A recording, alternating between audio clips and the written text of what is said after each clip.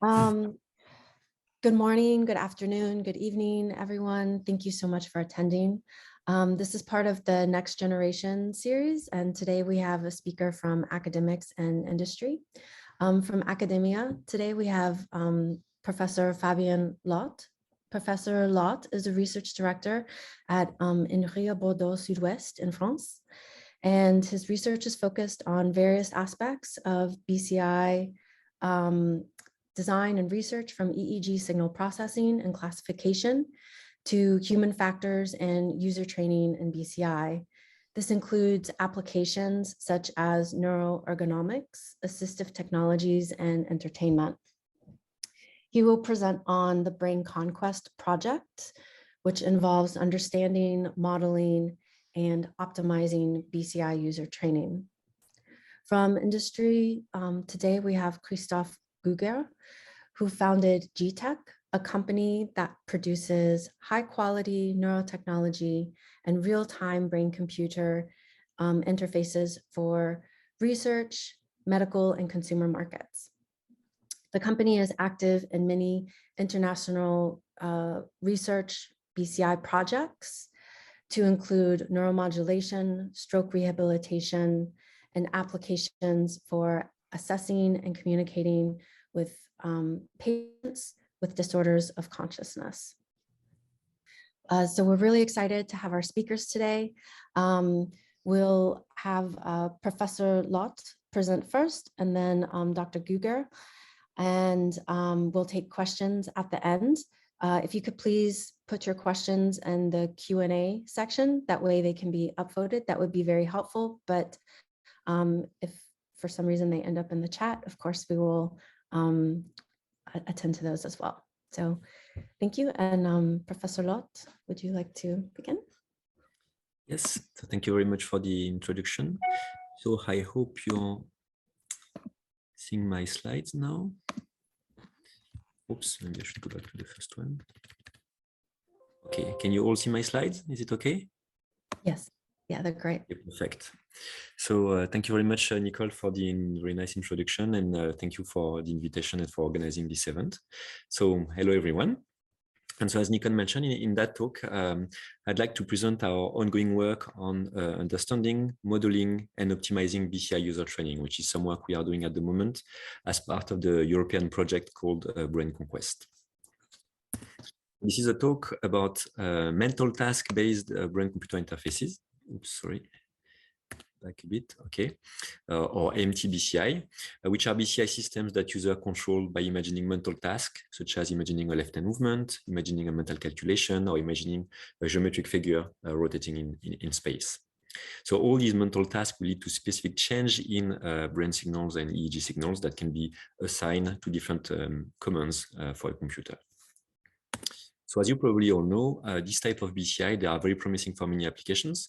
For instance, they can be used for communication and control, to control assistive technologies, like you see on this video in which a user is controlling a wheelchair and making the wheelchair turn left or right simply by imagining left or right hand movement. But it can also be used for its users, for instance, for entertainment application, like on this video on the right, in which you can see a user that can move in a virtual environment by imagining foot movement, for instance. There are many promising applications for these mental task-based BCI, MT-BCI. However, there are also many challenges. For instance, these types of BCI, they suffer from a high error rate. They make a lot of mistakes. For instance, we estimate that for BCI based on imaging left hand versus right hand movement, this type of BCI, on average, they have a correct accuracy of 75 to 80%, so not so high. We also estimate that there are between 10 to 30% of these BCI users that can actually not control BCI systems. So if we actually want this BCI system to be used outside laboratories and to actually deliver these promises, for instance, for the applications above, what we need really is to make them more reliable. So how to do that? How can we make them more reliable? One way, which has been extensively studied in the literature, is to try to improve the machine by designing more robust algorithms, for instance, signal processing and machine algorithm, to better decode EEG signals and better recognize which EEG signals corresponds to which mental task. However, that's not the only way we can make BCI more reliable. We can also make them more reliable by improving BCI user training. Because we know that BCI control is the skills that need to be learned. The more you practice, the better you get at BCI control. So if you want to have a reliable BCI system, we need not only robust machine learning, but also a good and trained skilled user at BCI control. And for that, we need to teach our user to acquire these BCI control skills by providing them with proper feedback and training tasks. Unfortunately, the way we are currently training our BCI users, which is a typical example that you can see on that video, in which users are repeating the mental task over and over again, and then they receive this simple bar feedback that tell them what mental task has been recognized. This type of training and this type of feedback, we actually showed several years ago that it was actually quite suboptimal. In particular, it's both theoretically and practically suboptimal. It's theoretically suboptimal because if you compare this type of feedback and training task to guidelines from educational psychology or human learning theories that do not satisfy these guidelines. For instance, that's not a training that is adaptive and adapted to the learner, whereas it should be. It's also practically suboptimal because if you give that feedback to train something else than BCI, for instance, motor task, then there will be also many users that cannot control and learn this motor task, even if they are simple motor tasks. So altogether, that shows that we need to change this training. And to do that properly, to really be able to train effectively and efficiently our users, what we really need is to be able to understand, then to model, and then to optimize this MT BCI user training. That's what we are that's what you are actually doing at the moment in a project funded by the European Research Council, the project Brain Conquest, which is still going on for 1 more year. So today in that lecture, I'm going to present you some of our recent results towards understanding, modeling, and optimizing MT-BCI user training. So first, we are trying then to understand BCI user training. And one of the questions we are exploring is actually, what is BCI user learning? So these last few years, we ran a number of experiments and studies to try to answer that questions. And what we observed is that actually there are different types of BCI user learning. So one type of learning is actually no learning. So that's not a very satisfactory learning. And that simply means that actually when the user is practicing to use the BCI system, there is no consistent change in brain activity that enables this user to reach better BCI control. So that's unfortunate, but unfortunately, that might also be the most common type of learning observed. So this meta-analysis that was now published 10 years ago actually observed that at least for BCI based on machine learning, they usually do not show any trace of actually learning. So that was 10 years ago. Now it might have changed, but still that shows that no learning is actually a pretty common type of learning, unfortunately. Then there is another type of learning. This is a learning that I called model-free learning. It's a type of learning in which the brain patterns of the user for each mental task used to control the BCI system become increasingly more distinct and stable with training. So in other words, the more the user practice, the clearer the EEG patterns of the user become for each mental task. That's something you can measure using this metric that you see on the slide. That's, for instance, going to measure the distance between the average EEG pattern for each mental task, here represented using covariance matrices and using Riemannian distance. So this type of learning is actually learning that is classifier and training data independent. The EEG pattern will become clearer and could be better recognized by any type of classifier. More recently, we actually identified a third type of learning. This is a learning that I called model-based learning. This is a learning in which there are also consistent change in brain activity that also enable the user to reach better BCI control. However, this improved BCI control is only possible with a specific BCI decoder, with a specific BCI classifier only. That's a type of learning that is classifier and training data dependent. It's not general. That's actually a learning we identified quite recently when we are actually training a tetraplegic user to learn to control the BCI system. So we are training this user across multiple days, multiple sessions, and we could observe that with training, this user was actually getting better and better at BCI control as measured by increased classification accuracy across sessions. However, when we study model-free learning using the metric I've shown you just before in the previous slide, we observe no model-free learning, meaning that the EEG patterns of the user were not becoming more distinct with training. So that was quite disturbing for us at first because the user was getting better, but his EEG patterns were not becoming more distinct. So we were wondering how that's possible.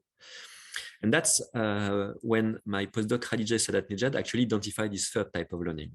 She realized that it's possible actually if the EEG pattern of the user become systematically and consistently more similar to what the classifier is expecting.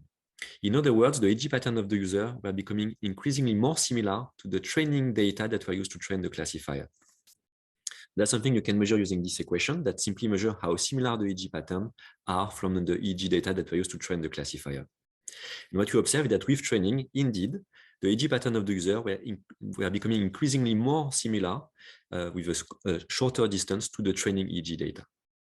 And when we reanalyze some of our past data using this new metric, we could observe that sometimes subjects learn with model-free learning, the previous type of learning, sometimes with model-based learning, such as here. So that's quite interesting to realize, because that means there are different types of BCI learning. And I think that's something that is important to know when we want to design and study different types of BCI training protocols. Still working on understanding BCI user training, we also studied the influence of the experimenters themselves on BCI training. We did so because we know that in many fields outside of BCI, for instance, in economy, in education, there are many reports that show that actually experimenters themselves do have a strong influence on the results of the study they are conducting. And notably, there are many studies that show that the gender of the experimenters associated to the gender of the participants actually influence the results. So we are wondering, is it the same for BCI? Do experimenters have an influence on BCI performance? And in particular, does the gender of the experimenters and the genders of the participants has an impact on that? So we ran studies to actually test that hypothesis. And actually, we had an experiment in which we had 6 different experimenters, 3 males and 3 females, who each trained 10 different participants, 5 male and 5 females each, for a total of 60 participants that were trained to control the BCI system.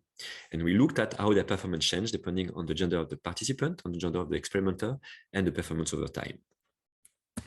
And what we observed briefly is that actually there is a significant impact. There is actually a significant interaction between the gender of the experimenter, the gender of the participant, and the performance across runs. So it's a significant effect, but a small effect though. And essentially what it says is that in general, subjects seem to do better with women experimenters. In particular, men subjects have overall better performances with women experimenters, while women subjects in general seems to learn better with women experimenters. Their performance increase faster with women experimenters. So again, it's a small effect. Again, we have a small number of experimenters, so there might be some confounding factor there. So we cannot claim too strong conclusion for that, but overall, that still shows that experimenters do have an influence on BCI performance. We still need to understand why exactly it's the case, but that's something to consider when studying BCI training. So in addition to running this kind of experiment to study BCI user training, we are also trying to understand better BCI training by using computational modeling. In particular, we are using predictive computational models based on machine learning to try to predict the future performance of user based on a number of factors. Because if you can do that, if you can build these predictive models and actually predict better than chance future performances, then that means we could identify which factors are actually associated to good or bad BCI performance and how these factors interact with each other. So for instance, we are studying factors such as the traits of the user, for instance, their cognitive abilities, such as their spatial abilities, which you can measure using a mental rotation test, or their personality, for instance, using the 16 PF5 personality questionnaires. We are also studying some other factors, notably the neurophysiology of the user, for instance, the EEG patterns of the user at rest. For instance, we are studying the mu power at rest, which is also called the SMR predictor that was proposed by Benjamin Blankert several years ago. We are studying the beta power at rest or the mu power variability, etc., etc. And the idea actually is to use all these factors and to see if using these factors, we can actually use machine learning. In our case, we use a lasso sparse linear regression algorithm to predict the future performances of these users. So this idea is to actually use this linear regression, so to try to predict the future performances and estimate these future performances. And we use a sparse algorithm, meaning we have L1 norm on the weight, meaning that among all these factors, only a few will have a non-zero weight. That means that the model will actually select a very few number of factors, which is good for interpretability because that will identify the most relevant factors. So the idea is to use them to predict the future performances of users based on either their traits or their neurophysiology or both. So here are a few results. For instance, when we try to predict the future performances based on the traits of the user, what we observe is that for a single experiment, we could predict the performances better than chance for an experiment in which we had 17 subjects and 6 sessions per subject, so multiple sessions. However, if we try to make this prediction across experiments, so if we combine 3 different experiments with the same BCI for a total of 46 subjects in a single session, there we could not predict the performance better than chance. So that seems to suggest that traits alone may not be enough to actually predict or explain BCI performances, or at least their impact and their association to BCI performance is quite small. However, if we try to predict future performances based on the neurophysiology of the user, there we can get quite good predictions even across datasets. So if we had actually here 2 datasets for a total of 85 subjects, one dataset with 60 subjects and another one with 25 subjects. And actually, when training the model on one dataset and applying this model on another dataset, we could predict the performances better than chance with an error on the predictive classification accuracy of about 9.3%. So you see here on that figure the results. In black, you see the real performance, and in red, the predicted performance of this user. So it's not perfect, obviously, but you show that shows that it's not too bad, not too far from the real performances, and usually the variation is in the good direction. So since that works, then we can study which factors enable these predictions. So for instance, we observe that the mu power at rest, which is also called the SMR predictor, which was proposed by Benjamin Blankertz, is a very good predictor. So that predictor was actually observed in multiple studies, and we also found that on our own data, this predictor is still relevant. So that's really a reliable predictor of performance. We also identify new predictors. One of them is the slope of the 1/f frequency spectrum of the EEG. You know, the EEG spectrum is on 1/f. If you look at the slope of that spectrum, that's actually predictive of performance. The steeper the slope, the better the BCI performance. And that can be interpreted because there are some models that say that this slope is actually related to the signal-to-noise ratio of the EEG, as well as to the cognitive speed of the user. So that might explain increased performances in BCI. In addition, we observe that the mu power variability at rest is also a predictor of performance. And in particular, the more variable the mu power, the lower the BCI performances of these users. So again, that shows that these predictive models can teach us something about what are the factors related to BCI performance, good or bad BCI performance. So that's some example of our work to actually, I will try to remove that. Mask. Oops, no, that's not the one. Hide this one so you can see the full screen. Okay. So that was some example of our work to understand BCI training. We are also conducting work trying to optimize BCI training. So for instance, one thing we are exploring is using multimodal feedback, because recommendation from the educational psychology literatures suggest that in general, to learn, multimodal feedback is better. So we explored vibrotactile feedback combined with visual feedback. So we designed these gloves that provide vibrotactile information on the hand of the user to provide additional feedback in addition to the typical visual feedback.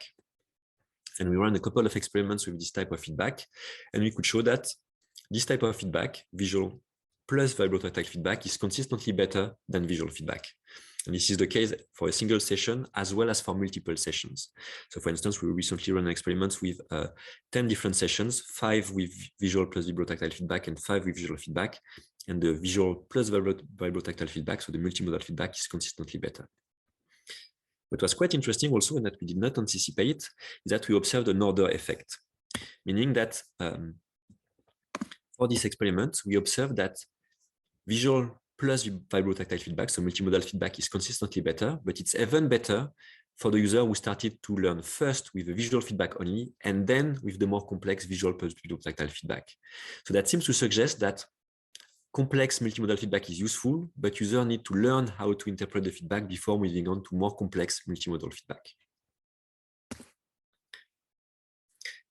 Still, regarding the feedback, we also explored social feedback for BCI. So the idea is that we use an artificial learning companion, this cute little guy that we call Peanut, for personalized emotional agent for neurotechnology user training.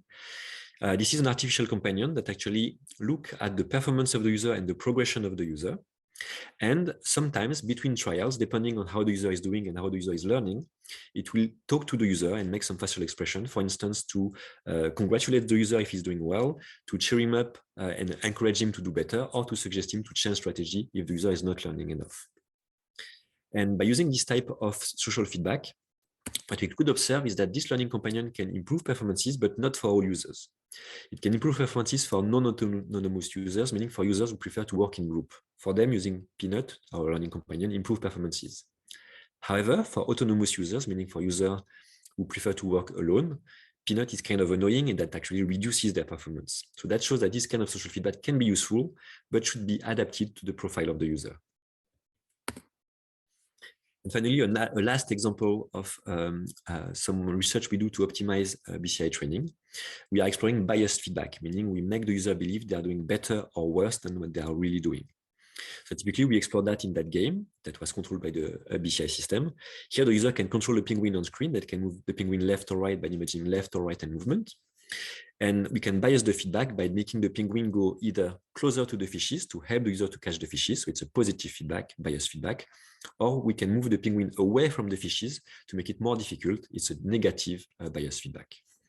What we observed is that actually the influence of the bias actually also depends on the user profile, notably on the traits and the state of the user. I'm going to show you just two examples here. We could observe, for instance, that negative bias actually do improve performances. Battery is not so good. I will do that. My laptop. Okay. So negative bias actually do improve performances, but not for all users. It improves performances for users who have initially low workload during the calibration phase and or who have a low anxiety. For them, they seems to have at least a lot of cognitive resources available and can benefit for a more difficult task to learn better. However, for users with anxiety, these will have poor performances whatever the bias that you use. So again, that suggests that the feedback that you give should be personalized to the profile of the user. Just to conclude on that talk, in that lecture, I hope I've shown you that user training is actually key to design reliable MT-BCI system, but that's something that is still rather poorly understood. So we are trying to change that and trying to get new knowledge and method to design and understand MT-BCI user training. For instance, we identified that there are actually different types of user learning in BCI. We also identified that actually experimenters do influence the performance of MT-BCI systems. We could show that computational models actually can be useful to identify relevant factors explaining BCI performances. And finally, we could show that it's useful to personalize the feedback that you give to your user, for instance, to select the modality or the social feedback or the bias that you give to user, depending on the skills, traits, and states of your user. So as perspective, I think that globally, what we need is to design a full-fledged and validated theory of user training in MT-BCI, meaning we should have really a set of principles that can really explain what's going on in BCI, why sometimes it works and why sometimes it doesn't work, why such training works and why some training is not useful, and can predict what will work in the future. If we can do that, we'll really be able to design optimal feedback and optimal training tasks for all of our users. So we see that's not an easy task. That's currently my personal scientific grail that I hope I will be able to achieve in the future. Thank you very much for your attention, and thank you to all my collaborators on these works. Thank you so much, Fabian. Dr. Guger, would you like to go next? Sure. Let me share my screen. Presenter mode. And disable this one. That should be good. So welcome about my presentation about BCI and neurotechnology that we are doing here at Gtech. So I'm sitting at the moment in Austria in our headquarters. And we have now companies in a couple of cities. So we just established also an office in Sapporo in Japan and Vancouver like 2 months ago. And then we are also in Albany, Hong Kong, Barcelona, Heidelberg and KATZ. And I'm sitting actually in Heidelberg, which is a very small village with like 1,000 people. At the moment, we are active in about 15 different European Union projects. So we work together with about 60 research institutions. And all these projects include brain-computer interface stuff. And I give you a few examples. In recovery/lag, we use, for example, brain-computer interface for stroke patients to produce better gait and we call it also food therapy, and this is also working very nicely. And the next one that I'm mentioning is BMagic. In this case, we work together, for example, with EPFL in Switzerland to produce nanoparticles, which can produce electric current when they are stimulated with magnetic fields. And the idea is to inject these nanoparticles into deep brain structures for doing thalamus stimulation in Parkinson patients, for example. So we are producing different components that you can run brain-computer interface experiments with non-invasive or invasive sensors. And normally you have to put the person into an armchair for doing these recordings, and then you can connect the person to a biosignal amplifier. So this is normally ranging from 8 to 1024 channels that we are acquiring, and the biosignal amplifier passes all the data to the recording and data analysis system. Then we can give feedback via computer screen or via a head-mounted display, or in Unity via a cave or a power wall for highly immersive feedback. And at the same time, we can do also electrical stimulation of the brain or of the periphery. We can do haptic stimulation, audio stimulation, use microphones, eye trackers, or push buttons. And we can also control exoskeletons, rehabilitation training devices, and robotic systems. And all these components are communicating with each other in real time. And this allows many different experiments. And this is all based on the Gtech suite. So these software packages actually reading in the data from all our biosignal amplifiers. And then we have application programming interfaces in many different languages so that people can develop their own code. But we can also send the data in real time to a package called G-Recorder, where you can just acquire the data and calculate some features like evoked potentials in real time. We can also send it into G-HiSys. This is our rapid prototyping environment, which allows us to do real-time analysis of spikes, EEG data, ECOG data, muscle activity, and so on. And both packages are storing the data, for example, in MATLAB format. Then we can read it into GBS Analyze, our offline biosignal analysis software package, which allows you to calibrate, for example, the brain-computer interface so that you can later on give feedback. And here you can see an example of what we are designing actually in KATZ. So KATZ is doing our hardware development, and that's a wireless system that's combining EEG and FNIRS at the same time. So in this case, we have 64 active EEG electrodes. So here you can see one example, and just beside we have 8 optodes, so that you get 8 functional near-infrared spectroscopy channels, for example, from the prefrontal cortex. This is very useful for doing, for example, strobe experiments. But you can also put the FNIRS sensors over the motor cortex, and then you get in real-time feedback of the sensory motor cortex.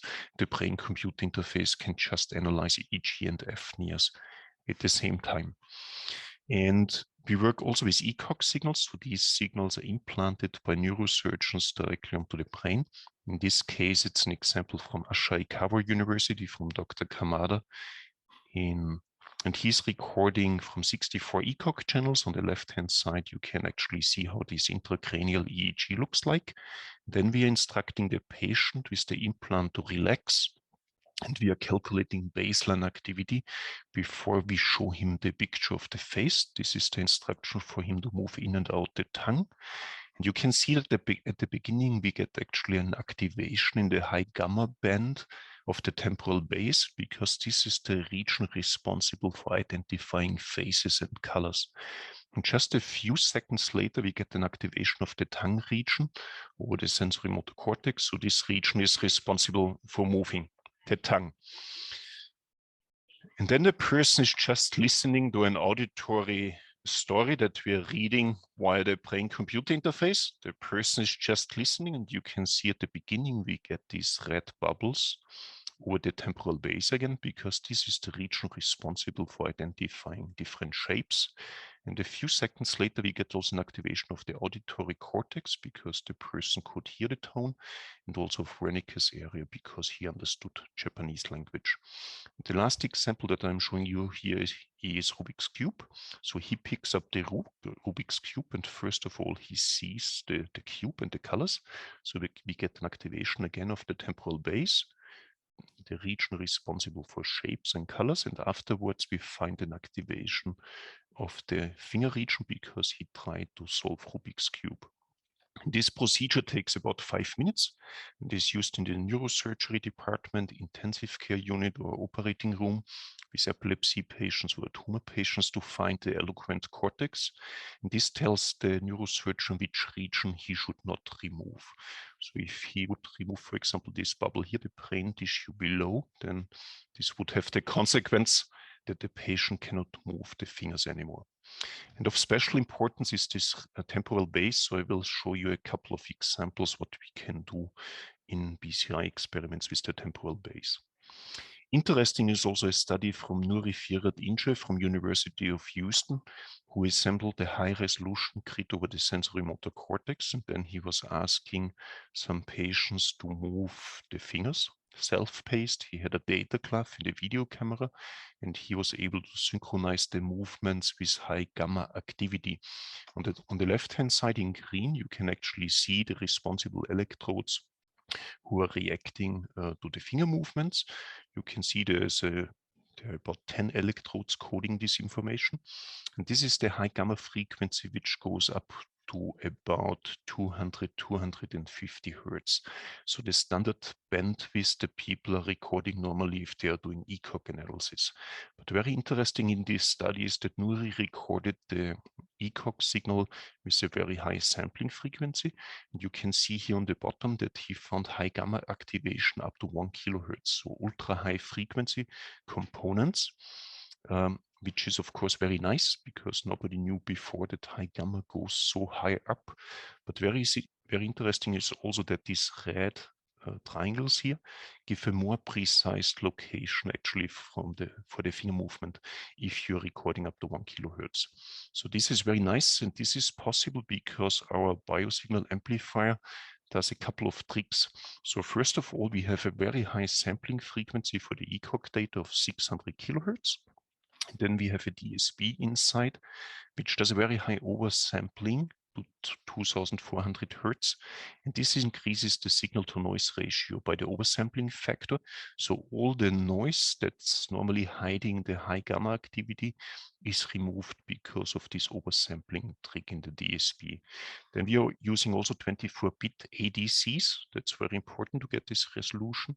And we have also 2 co-processors inside the biosignal amplifier, which are doing an ultra steep anti-aliasing filter. And this increases again the signal to noise ratio. And this is actually the reason that we can measure this ultra high gamma activity up to 1 kilohertz.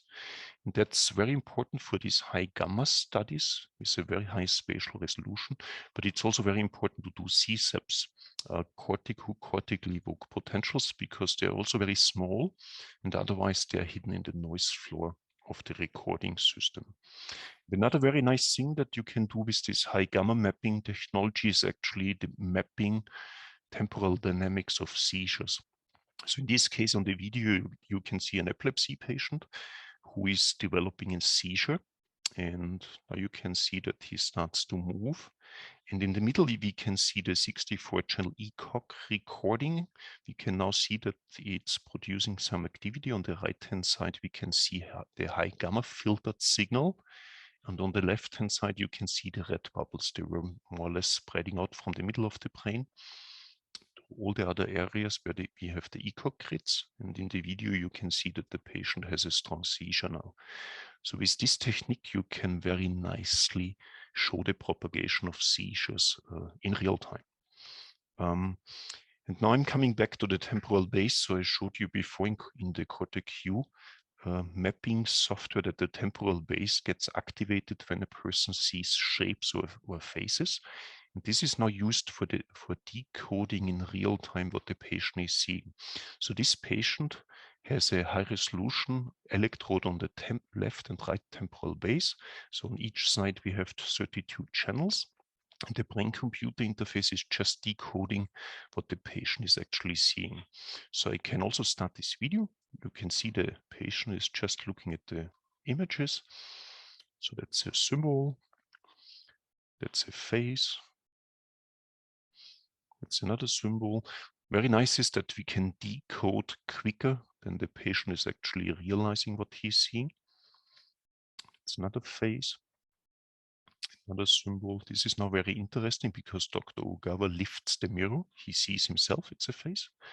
This is Christoph Capella, one of our PhDs. It's a face, and this is also interesting. So he's already used to Dr. Ogawa's face, and that's the reason why we don't get immediately high gamma activation. And Dr. Ogawa has to prompt him to produce the high gamma activation, and then we can decode that this is a face. And there's also another very nice thing in this video. So we trained the brain-computer interface on artificial data on the computer screen, but you can see it also works in real-life situations. So we didn't train on Christoph Capella's face or Dr. Ogawa's face or on the mirror, but it still works.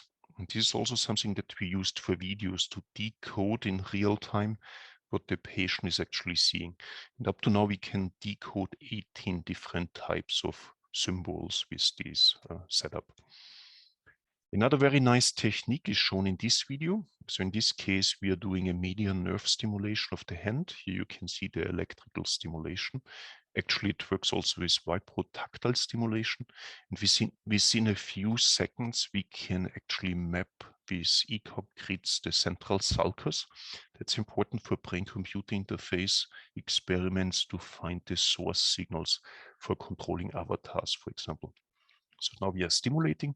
You can see in the evoke potential scope that we get the evoked response.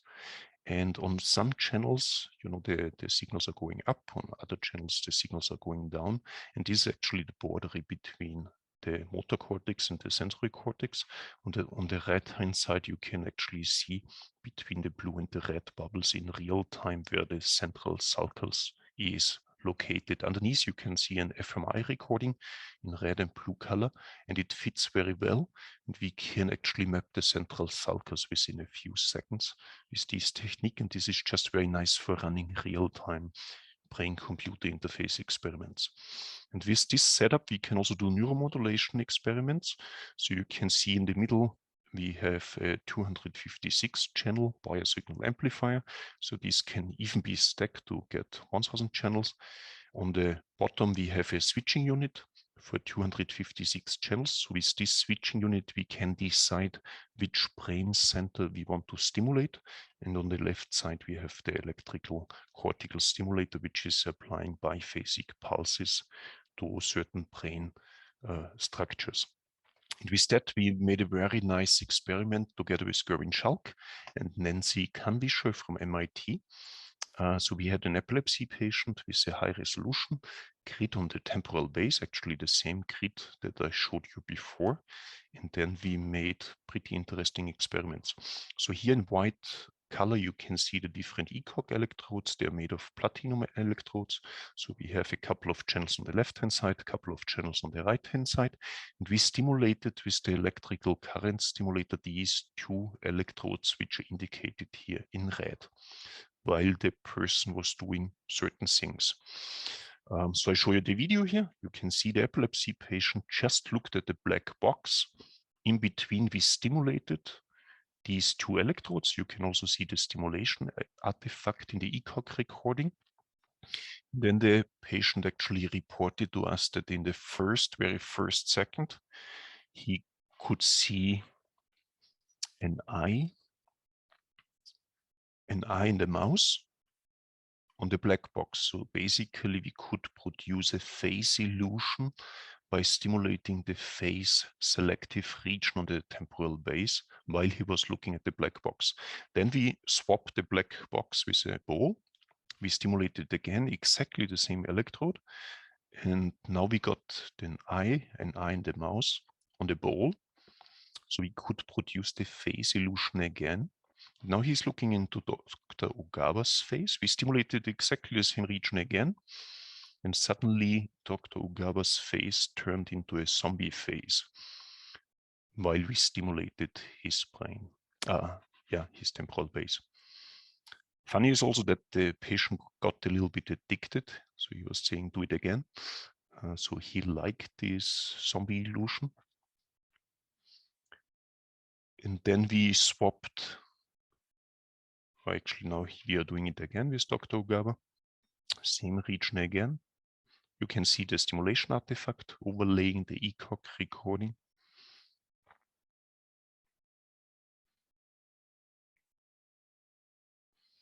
And we got a cartoon character overlaid to Dr. Ogawa's face. And the last experiment was that we swapped Dr. Ogawa with a sheet of paper. We stimulated exactly the same region again, and we got the face illusion on the white paper. And this showed very nicely that this certain region is responsible for decoding faces or producing face illusions independently of whatever the person is doing at the moment. And this has very important consequences for designing actually brain-computer interface experiments. And I would also like to mention our Brain.io, Brain-Computer Interface Designers Hackathon, that we are running every year a couple of times. So that's a very nice come together for programmers, artists, brain-computer interface, interested people, neurosurgeons, neurologists. So it's for 24 hours and people can just work together and design very nice brain-computer interfaces during these events. And with that, I would actually like to stop my presentation because I lost my voice. Oh no, I'm sorry to hear that. I hope you can. Actually, we reached anyhow the time. Yeah. So open for questions. Okay. We do have a couple of questions in the Q&A. The first one is from Hunter Sean. It's for Dr. Lott. When looking at the impact of gender on BCI user training, were the experimenters running the training blinded to the study question? So thank you for the question. That's a very interesting and relevant question. So unfortunately, no, they were not blinding to the research questions. That would have been better, definitely. However, it was not possible for practical reasons because actually we were the experimenters. We don't have so many people who can actually run the BCI studies and the BCI experiments. So that were people from the lab. So they knew the research question. However, we had no hypothesis on whether there would be an effect or not and which effect would that be. And to try to reduce possible differences between users, we are really strict instructions. So all the experimenters were reading the same instructions from a sheet of paper to the participant and et cetera, et cetera. So still, I agree that could be a possible confounding factor for the whole study. Did, just as a tangential question, did the experimenters have to ad-lib at all in terms of their interactions with the participants? And could that have perhaps provided some sort of like nuance that wasn't captured? Yeah, so definitely. So we had similar instructions for everyone, but when you actually do the experiments, sometimes the participants, they have questions for the experimenters. So you have to answer and that cannot be scripted. So that's definitely some of the differences. Also, just when you go and get the participant at the entrance of the lab and you bring him to the room where the experiments will do, there will be some like small talks or things like that that would depend on the experimenter. So all of these are differences between experimenters that could play in the overall experience and results of the participants. So that's why I said, so the results show that there is an effect of the experimenters. However, I could not say for sure that this is entirely due to the gender, because experimenters would also differ in terms of personality. So we measured the personality, but it was still only 6 experimenters. So there are many other factors that could have played into the whole thing. So it's difficult to pinpoint exactly what made the effect we observed. Thank you. We have another one for Professor Locke, but there's also one for Christoph, so I'll switch for the one to Christoph real quick. Is Gtech currently developing to make brain imaging friendlier for consumer applications? For example, what are your thoughts on the feasibility of using dry electrodes? Of course, so for consumer electronics, we have more the unicorn hybrid black, because this is much easier to use than the research equipment. Basically, you can start and stop the data acquisition and you get your data. And in that, we are using a so-called hybrid electrode. So this electrode is made of conductive polymer. It has 8 pins, which are pretty long, to make sure that we touch the skin when we put the electrodes onto a user. We use 8 pins to reduce the impedance, and this gives you a pretty stable signal. And it's well suited for certain applications. So if you're running a P300 Speller, for example, with this setup, you get very nice EEG data because people are not moving a lot. But when people start to move around, then you will get much more movement, artifacts, and other interference into dry electrodes because the impedance is so high. So these dry electrodes normally work with impedances of around 500 kilo. So it's really high. And in this case, you can also inject electrode gel. There's a little hole in the middle of the polymer electrode. And then you can fill it up with the liquid. This gives you a very solid recording. And we made also some tests while people were doing saltos and jumping around. And we get still very high quality EEG data with this setup. So we had even 8 times the G-force during the salto, and we got nice EEG recordings. But this is not possible with dry electrodes, so you need wet ones for that. So depending on the application, you should choose between dry or wet recordings. Thank you. Another question for Fabian, also from Hunter Schoen. When comparing the visual and tactile feedback on BCI training, you show that the visual feedback combined with tactile feedback outperforms the visual feedback alone. Wouldn't a third control feedback condition be necessary here to help show your effect is selective to the addition of tactile feedback and not just due to the addition of more feedback for the user in general, regardless of the type? For example, auditory combined with visual. So thank you for the question. Again, a very valid question and a relevant one. So, so in our experiments, we had no additional control group. Indeed, that could be that just more feedback is better. However, we did not study that because in the literature, there are other studies who did study visual plus auditory feedback or just auditory feedback.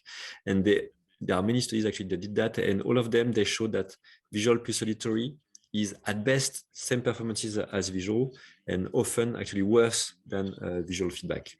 So that suggested that just more feedback is not always better in general. So we did not study that in our study. So I'm not aware of a study that studied both visual, auditory, and tactile feedback all together. So we cannot conclude for sure that is the case, but the literature told us that auditory is not so good, whereas tactile actually is useful. So yeah, that's. I hope that that answers your question. I also had a question. Well, I have a couple. So my first question I'll pose to Christoph. The face illusion experiment that you discussed at the end of your presentation, that's really interesting. So I was wondering, was the face illusion, the different face illusions, the result of the same stimulation parameters? So when he saw it on the soccer ball versus the black box versus on the experimenter, were those all the same stimulation parameters? It was exactly the same stimulation. So we turned up the current up to 8 milliamps. It was indicated at the beginning of the video, so that we got the illusion and then we swapped the items. So with a smaller current, we didn't get it. Oh, okay. And in another experiments, we stimulated, for example, the color region. So it was just a few millimeters beside. And then we could produce rainbows on the black box, on the ball, on Dr. Ogawa's face. this showed that this region is sensitive for pellets. Okay. I was just wondering if there were any hypotheses as to why, if it was the same parameters, why in one stimulation the participant saw a zombie versus an anime character. Could it just be due to the lack of precision of the electrical stimulation? This was just my English interpretation, so he could always see this cartoon character when he looked into Dr. Ogawa's face. So it was actually distorting the human face when we did it, which makes sense. And when he was looking at the ball, then he got just a face illusion. I guess it was also the same cartoon character with two eyes, the nose and the mouth. Not really a fancy human face, but he could at least identify this, that this is a face. Okay.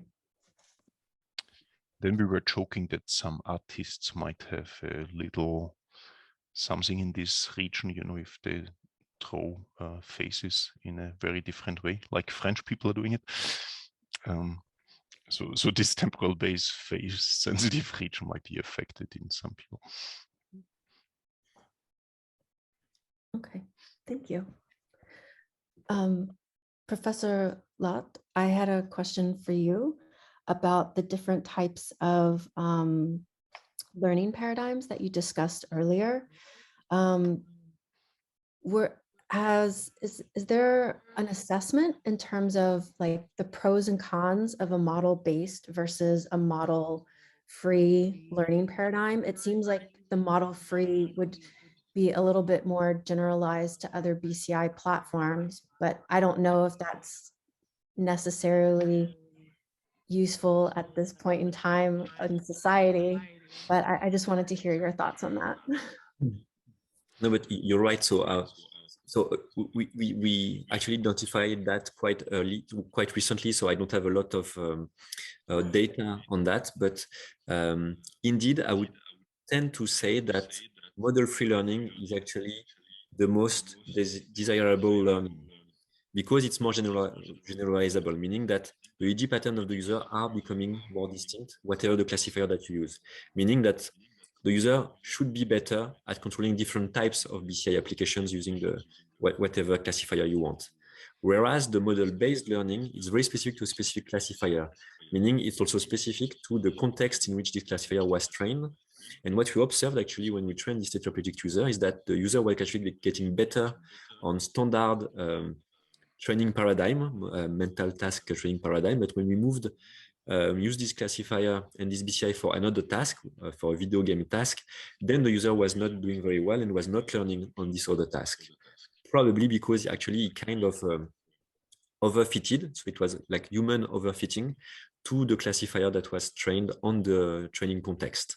So I would tend to think that if we can favor model-free learning, that's better. I don't know how to do that yet. I'm not sure what are the factors that favor either model-free or model-based learning, but I would tend to say that model-free learning would be the best type of learning that we could hope for. Does that answer your question? Yeah, that does. And I had one other question.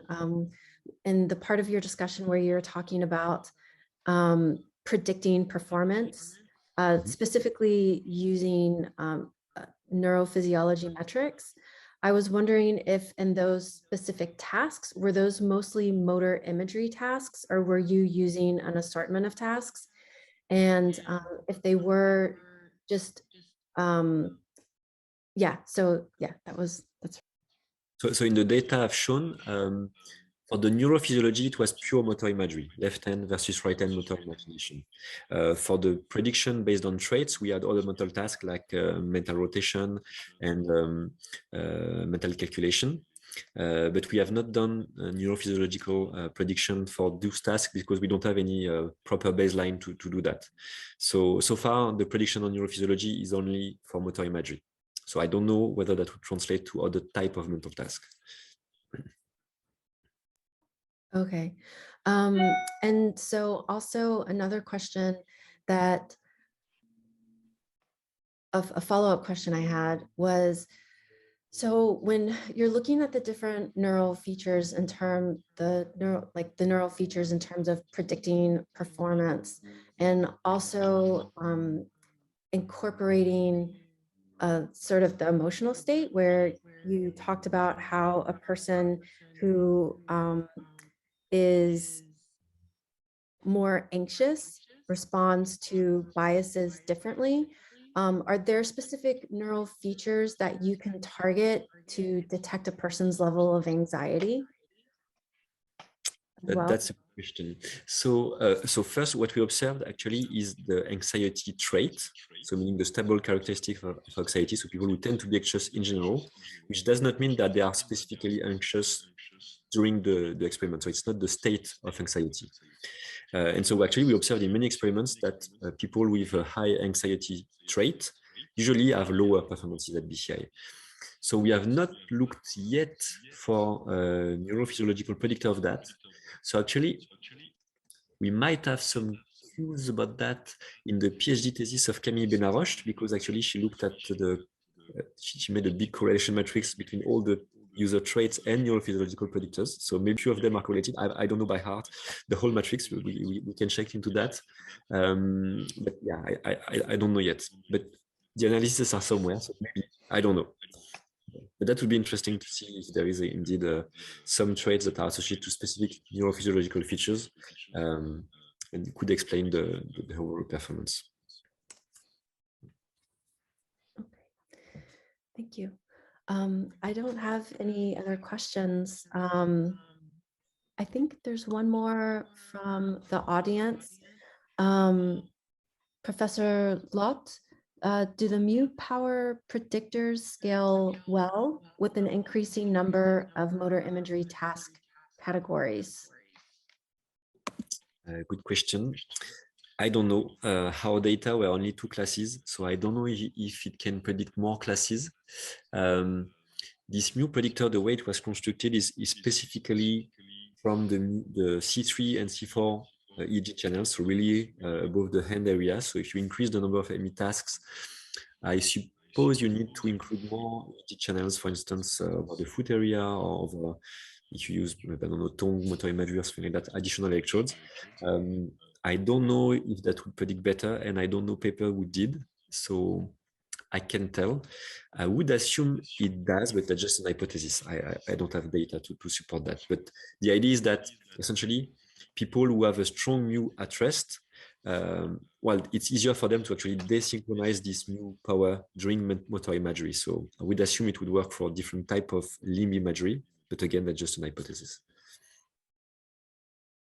But it seems robust because we observe that across in many publications from different labs. Actually, this predictor is a significant predictor of performance. So that seems to be a quite reliable one.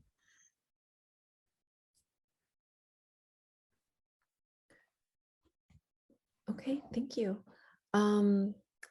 We don't have any other questions. Gentlemen, do either of you have any questions or anything else that you'd like to add? I have a short general question for Christophe. Since you're running all these many projects with many different labs, I was curious, do you observe a lot of variability across labs, across hospitals in terms of performance and results, for instance? Do you manage to have this information, or?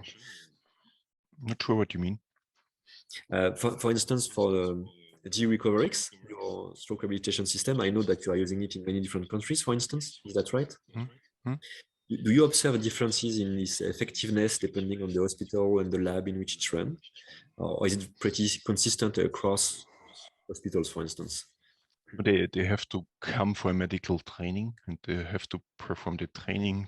They get tested at the end, and only when they did the training successful, they get the allowance to do the rehabilitation procedure, and then it's effective. Then we get the same results more or less all over the world. Okay, so it's very consistent. Okay. Yeah. Okay. But we also audit them if they're doing it correctly, and with that we can guarantee that they're all doing it correct. Okay. So that means that the audit works. That's good. Yeah. Okay. Good. Thanks. Thank you both so much for participating in today's Next Generation Series talk. This was really fascinating to hear about the current status of your research. So I really appreciate you sharing that with us. My pleasure. Thank you for the invitation. Of course. Thanks for organizing. And Fabienne, they agreed to invite us to Rhode Island if we speak, isn't it? That would be lovely. We'd love to do that. Thank you very much. Have a nice day. All right. Thank you so much. So thank you. Bye. Have a good evening. Bye. Bye bye. Have a nice morning.